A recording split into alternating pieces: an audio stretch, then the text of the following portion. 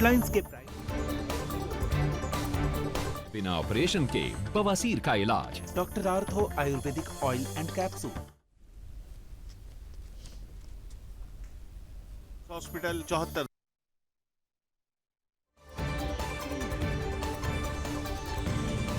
शिमला नगर निगम चुनाव के लिए घमासान, बीजेपी के मैनिफेस्टो पर कांग्रेस का हमला। बीजेपी के दृष्टि पत्र गुमराह करने वाला, मुफ्त पानी देने का वादा एक जुमला।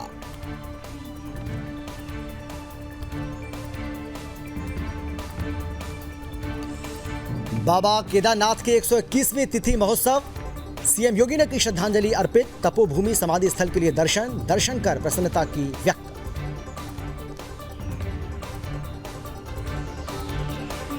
सोनभद्र में निकाय चुनाव के लिए अंतिम चरण का नामांकन हुआ पूरा। दूसरे चरण का मतदान 11 मई को। बीजेपी अध्यक्ष पद के उम्मीदवार रूबी प्रसाद मैदान में।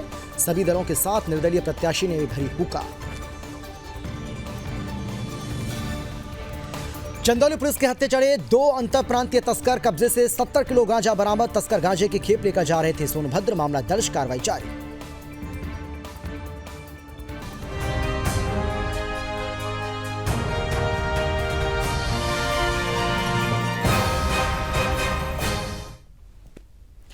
नमस्कार, आप देख रहे हैं सुदर्शन न्यूज़। मैं हूं आपके साथ अमित शर्मा। शाम के 5 बज चुके हैं और वक्त है आपका राज्य आपकी खबर का। सबसे पहले बात करेंगे हिमाचल प्रदेश की। हिमाचल प्रदेश की सड़कों पर हादसों का दौर लगातार जारी है और इसी कड़ी में आपको बता दें कि ताज़ा मामला देर शाम चंडीगढ़ मनाली हाईवे से सामने आया, जहां भौर में 4 लेन पर एक तेज रफ्तार बाइक अनियंत्रित होकर डिवाइडर से जा टकराई। इस हादसे में बाइक सवार युवक की मौत हो गई, जबकि दूसरा गंभीर रूप से घायल हो गया। वहीं मौके पर पहुंची पुलिस मामले की जांच में जुटी हुई है। आपको बता दें कि इस पूरे हादसे का वीडियो भी साथ लगे सीसीटीवी कैमरे में कैद हो गया, जो तेजी से अब सोशल मीडिया पर वायरल भी हो रहा है। मृतक युवक की पहचान 25 वर्षीय राकेश कुमार के रूप में हुई है, जबकि दूसरा घायल युवक 25 वर्षीय वासुदेव निवासी गांव वड़खारी मंडी का बताया जा रहा है। तो वहीं घायल की हालत बेहद नाजुक बनी हुई है। मामले की पुष्टि करते हुए डीएसपी दिनेश कुमार ने बताया है कि पुलिस ने दुर्घटना से संबंधित मामला दर्ज कर लिया है और मामले की जांच भी शुरू कर दी है और शव का पोस्टमार्टम कर परिजनों के हवाले कर दिया है।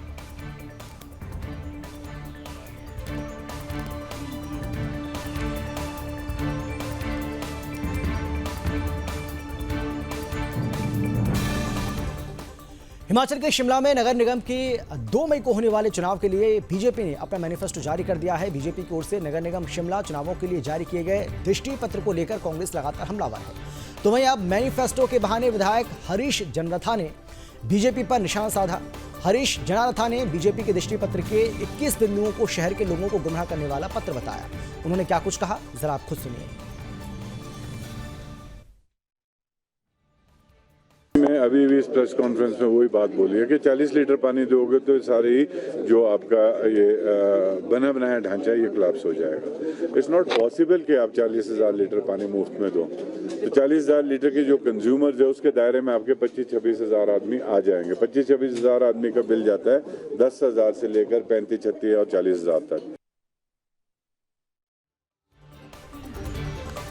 मथुरा वृंदावन नगर निगम चुनावों को लेकर मथुरा वृंदावन में सरगर्मियां काफी तेज हो गई हैं, जहां सभी पार्टियां अपने अपने प्रत्याशियों को लेकर मैदान में उतरी हुई हैं। तो सभी पार्टियों के प्रत्याशी अपने अपने वादों से मतदाताओं को अपनी ओर रिझाने का काम भी कर रहे हैं। और इसी कड़ी में मथुरा वृंदावन नगर निगम के महापौर पद के लिए आम आदमी पार्टी के प्रत्याशी ने भी हुकार भरी है।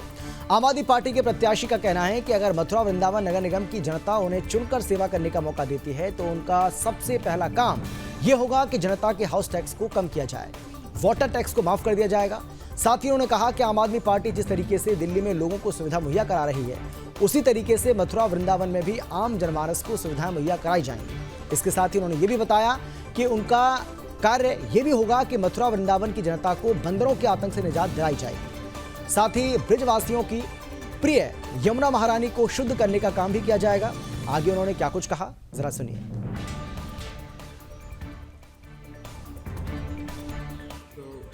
आप देख रहे हैं कि हाउस टैक्स और वाटर टैक्स 9 गुना किया जा चुका है और नगर निगम बनने से मथुरा के नागरिकों को फ़ायदा कुछ नहीं हुआ है, नुकसान ही नुकसान हुआ है। तो हमारा ये उत्तर प्रदेश में पूरा मुद्दा है पार्टी का कि हाउस टैक्स को आधा कर देंगे और वाटर टैक्स को माफ़ कर देंगे। साथ में यमुना शुद्धिकरण, बंदरों की समस्या, साफ़ सफाई, ये सारी चीज़ें हमारे मुख्य मुद्दे रहेंगे। पहले भी न्यूज़ चैनलों के इंटरव्यू में ये बात बोल चुका हूँ, नदियों को साफ़ करना कोई बहुत टेढ़ी खीर नहीं है। टेस्टेड फार्मूले हैं जो पूरे विश्व में अपनाए जा चुके हैं और उन्होंने अपनी नदियाँ साफ कर ली हैं।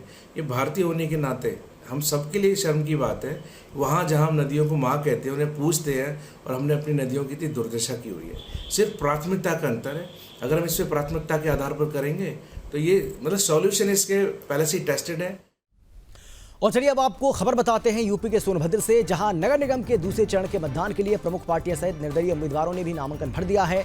सोनभद्र के नगर पालिका अध्यक्ष पद के लिए नामांकन के आखिरी दिन बीजेपी से रूबी प्रसाद और कांग्रेस के उषा देवी सोनकर ने नामांकन किया। बीजेपी की पूर्व विधायिका और अध्यक्ष पद के उम्मीदवार रूबी प्रसाद ने अपने 25 वार्ड सदस्यों और कार्यकर्ताओं के साथ तहसील पहुंचे। दूसरी तरफ कांग्रेस प्रत्याशी उषा देवी सोनकर अपने कार्यकर्ताओं और समर्थकों के साथ नामांकन दाखिल किया। आपको बता दें कि जनपद सोनभद्र में दूसरे चरण के 11 तारीख को मतदान होना है और 13 को वोटों की गिनती की जाएगी। जनपद सोनभद्र में एक नगर पालिका सहित 9 नगर पंचायत के चुनाव किए जाने हैं।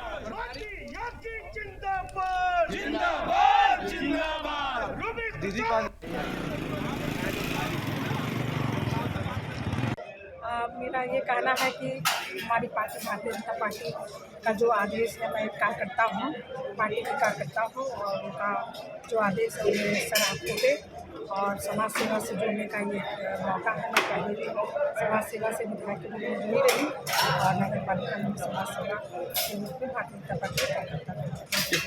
पहले आप निर्दलीय विधायक जीती थी, फिर उसके बाद समाजवादी पार्टी के साथ रही, अब भाजपा के साथ हैं, कैसा लगता है? कोई तुलना ही नहीं है, इसके लिए शब्द ही नहीं है। देखिए, रूबी प्रसाद जी एक महिला है, कार्यकर्ता है, पार्टी ने निर्णय लिया है और पार्टी ये जनता उनको जिताने का काम करेगी और इस बार हम 25 के 25 जो वार्ड हैं नगर पालिका के साथ जीतेंगे। और अब खबर है यूपी के शामली से, जहां खेड़ी बैरागी गांव में श्री सिद्ध बाबा न्यादरनाथ महायोगी जी की 121वीं तिथि महोत्सव कार्यक्रम में मुख्यमंत्री योगी आदित्यनाथ ने पहुंचकर श्रद्धांजलि अर्पित करते हुए समाधि के दर्शन किए। समाधि स्थल के मुख्य द्वार पर मुख्यमंत्री जी का स्वागत किया गया। इसके बाद मुख्यमंत्री द्वारा महंत शेरनाथ जी और हरियाणा, राजस्थान और गुजरात से आए नाथ संप्रदाय के महंतों से वार्ता की गई। इस मौके पर मुख्यमंत्री ने सिद्ध बाबा न्यादरनाथ जी के बारे में चर्चा कर कहा कि काफी योगेश्वरों ने प्रदेश में तपस्या करते हुए जनमानस को श्रद्धा और विश्वास के साथ जीवन जीना सिखाया, जिस कारण आज भी इंसानियत है। इस भावना को प्रत्यक्ष देखते हुए मुख्यमंत्री जी ने कहा कि सभी को सज्जनता के साथ परस्पर देवो भवः, दरिद्रे नारायण देवो भवः, ऐसी सद्भावना के साथ अपना जीवन दिव्य और भव्य बनाना चाहिए। उन्होंने तपोभूमि समाधि स्थल के दर्शन कर प्रसन्नता भी व्यक्त की।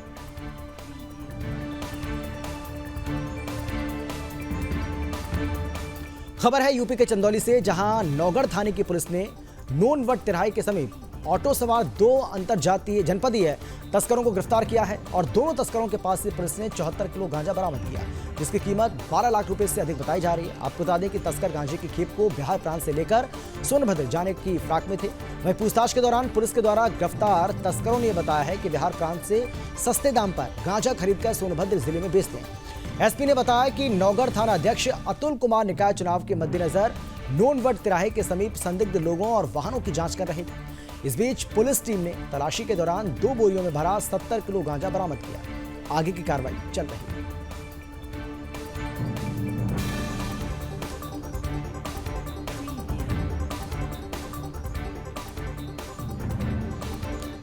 जानते हैं कि चुनाव को लेते हुए लगातार चेकिंग अभियान चल रहा है। नौगढ़ द्वारा लगभग 75 किलो जो अवैध गांजा है इसको बरामद किया गया है। एक ऑटो में 2 लोगों द्वारा इस गांजा तस्करी के लिए इसको सोनभद्र लेके जाया जा रहा था और इस संबंध में चेकिंग के दौरान दोनों को पकड़ा गया और इनके पास से ये गांजा बरामद हुआ है। तत्काल इसको मुकदमा लेकर आगे की विधिक कार्रवाई की जा रही है। उनके पूरे गिरोह के बारे में जानकारी की जा रही है कि कहाँ से माल लाते हैं और किसको किस आगे सप्लाई करते हैं। सभी के ऊपर गैंगस्टर की आगे कार्रवाई की जाएगी। लगभग ये 10 से 12 लाख की इसकी जो मार्केट वैल्यू है वो 10 से 12 लाख की है, क्योंकि अवैध गांजा है और जो लग रहा है कि बिहार की तरफ से ये लोग लेके आते हैं वो सोनभद्र की तरफ लेके जाते हैं हमारे नौगढ़, तो चेकिंग अभियान में लगातार। और अब खबर है यूपी के कानपुर से, जहां पुलिस ने हाईवे पर रील बनाने के बहाने खड़े होकर महिलाओं को लूट का शिकार बनाने वाले 2 लुटेरों को गिरफ्तार किया, जिनके पास से लूट का माल, नकदी और एक मोटरसाइकिल भी बरामद की गई है। एडीसीपी अंकित शर्मा ने बताया है कि पुलिस को लगातार लूट की शिकायत मिल रही थी। ऐसे में पुलिस ने हाईवे पर गश्त के दौरान 2 संदिग्ध युवकों को रोका। जो मोटरसाइकिल पर सवार थे। पुलिस ने पकड़े गए युवकों से कड़ाई से पूछताछ की और उनकी तलाशी भी ली तो पता चला कि पकड़े गए युवक लुटेरे हैं जो हाईवे पर मोटरसाइकिल चलाते हुए रील बनाते थे और हाईवे से गुजरने वाली उन महिलाओं को लूट का शिकार बनाते थे। दोनों लुटेरों के खिलाफ कानपुर और कानपुर देहात में कई थानों में मामला दर्ज किया गया। वहीं पकड़े गए लुटेरों के पास से पुलिस ने 2 जोड़ी सोने के झुमके, 15,000 नकद और 1 मोटरसाइकिल बरामद की है। आगे की कार्रवाई चल रही है।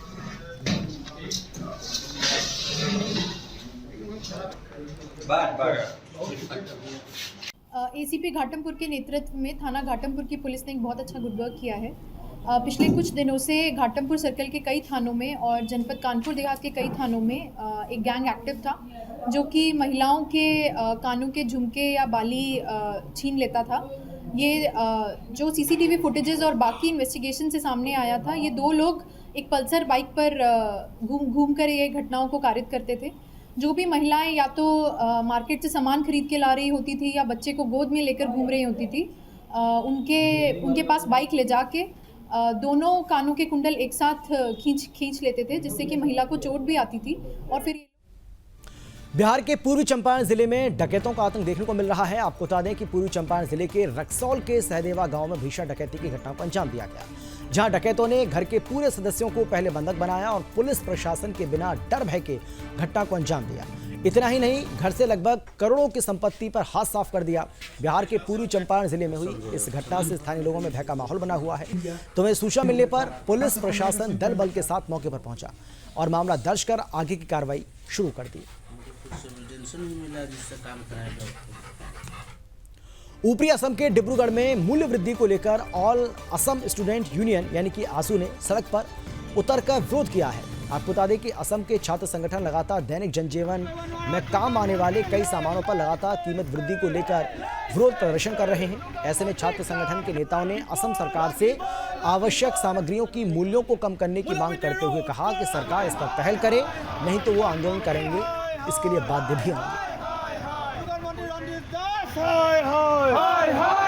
जिला आसू जो आजकल जो मूल्य वृद्धि बढ़ रहा है दिन दिन कर करके, जो हम लोग का अभी उत्सव का समय है, अब हम लोग का जातीय उत्सव बिहू, ईद, अन्य उत्सव सब हम लोग का आ रहा है, लेकिन ये उत्सव के मौसम में जो सरकार ने मूल्य वृद्धि करके जो मिडिल क्लास से लोअर मिडिल क्लास जनसाधारण है उनका ऊपर जो एक माध्यम मारा है, वो इस उत्सव के दिनों में वो परिवार लोग हैं जो एकदम आर्थिक भाव से टूट पड़े हैं। लेकिन दिनों दिन वो जो हम लोग का नित्य प्रयोजनीय जो सामग्री है, अन्य तेल, गाड़ी का पेट्रोल, डीजल से आदि करके जितना भी सामग्री हम लोग का दैनंदिन जीवन में प्रयोजन होता है, सबका ऊपर में मूल्य वृद्धि करके जो पूरा जनसाधारण है उनका ऊपर एक माध्यम।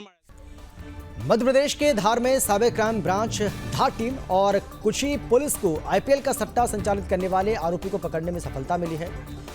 धार जिले के कुशी में साइबर क्राइम ब्रांच को सूचना मिली कि कुशी तहसील के गांव सुसारी में आईपीएल का ऑनलाइन सट्टा संचालित किया जा रहा है। पुलिस ने मुखबिर की सूचना के आधार पर एक मकान पर दबिश दी तो मैच में हार जीत पर सट्टा संचालित करते हुए आरोपी को रंगे हाथों पकड़ लिया। आरोपी के पास से 20,000 लैपटॉप, पेन ड्राइव, 12 मोबाइल, लाखों के हिसाब किताब और डिजिटल गजट बहुत सारे जब्त कर मामला दर्ज कर लिया गया। आगे की कार्रवाई चल रही है।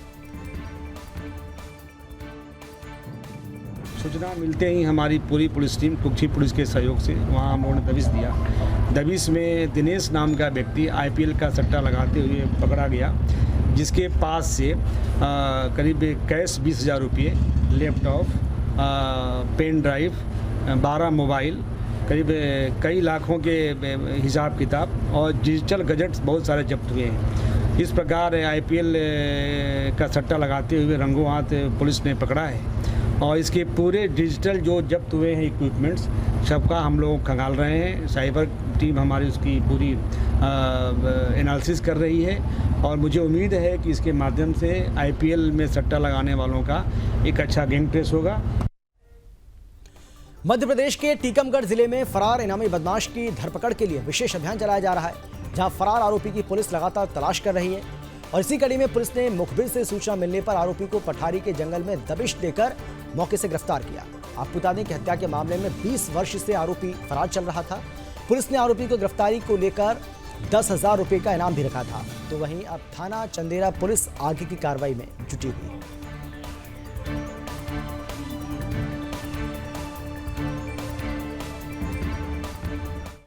वर्ष 2003 का मामला है। पठारी गांव का रक्कन पाल अपनी सगी भाभी की हत्या करके फरार हो गया था। 2003 से लगातार फरार था, जिसको हमने आज सुबह गुप्त सूचना पर पठारी के जंगल से गिरफ्तार किया है। आरोपी बदसार का नाम भी किया गया। जब हमने आरोपी को गिरफ्तार किया तो उसके पास दस्तावेज मिले, तो उससे ये भी ज्ञात हुआ कि आरोपी घटना के बाद से अपने सारे दस्तावेज, आधार कार्ड, वोटर कार्ड, सब नाम बदल कर यूपी में रह रहा था, जगह अवेलेबल था, जो कि लगातार 20 साल तक पुलिस से बचता रहा। आज को मैं पुलिस भोपाल मुख्यालय के आदेश अनुपालन में सड़क सुरक्षा जागरूकता अभियान चलाया जा रहा है, जिसके चलते संपूर्ण टीकमगढ़ जिले में पुलिस अधीक्षक रोहित काशवानी ट्रैफिक प्रभारी के साथ सहयोगी स्टाफ द्वारा शहर में वाहन रैली निकाली गई। इस वाहन रैली को पुलिस अधीक्षक ने हरी झंडी दिखाकर रवाना किया। बाइक रैली में सभी लोगों द्वारा हेलमेट लगाकर रैली निकाली गई और लोगों को जागरूक रहने के साथ साथ यातायात नियमों के पालन का संदेश भी दिया गया।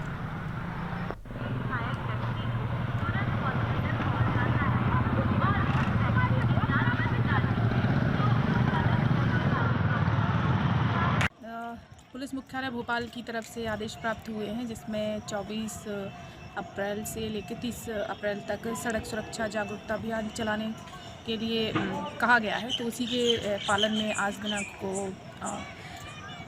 हरि किशन स्कूल में जागरूकता कार्यक्रम किया गया, जिसमें एसपी सर की तरफ से बच्चों को यातायात के बारे में समझाई गई है। साथ ही अभी हेलमेट रैली का आयोजन किया गया है, जिसमें सभी पुलिस के जवानों ने हेलमेट लगा के शहर के विभिन्न चौराहों पर। और इसी के साथ इस बुलेटिन में फिलहाल इतना ही, लेकिन देश और दुनिया की बाकी खबरों के लिए आप देखते रहिए सुदर्शन न्यूज। जय हिंद।